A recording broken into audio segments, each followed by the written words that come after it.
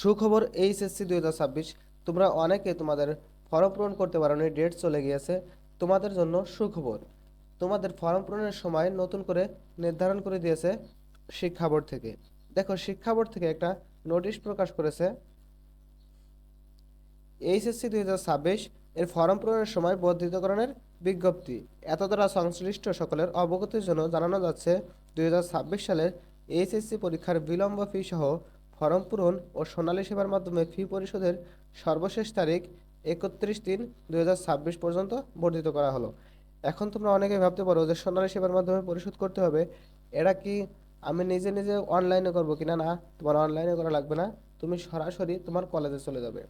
কলেজে গিয়ে স্যারদের জানাবে যে ফর্ম পূরণের সময় পুনরায় বৃদ্ধি করা হয়েছে।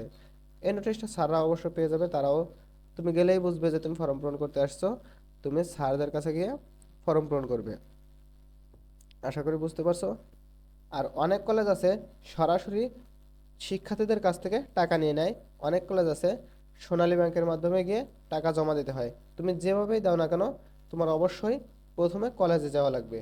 কলেজে গিয়ে ফর্ম পূরণ করতে হবে, ঠিক আছে? বুঝতে পারছো? কিন্তু কলেজ থেকে যদি তোমাকে সোনালী সেবার মাধ্যমে টাকা দিতে বলে, তাহলে টাকা দেবে, কিন্তু কলেজে তোমার মাস্ট যাওয়াই লাগবে।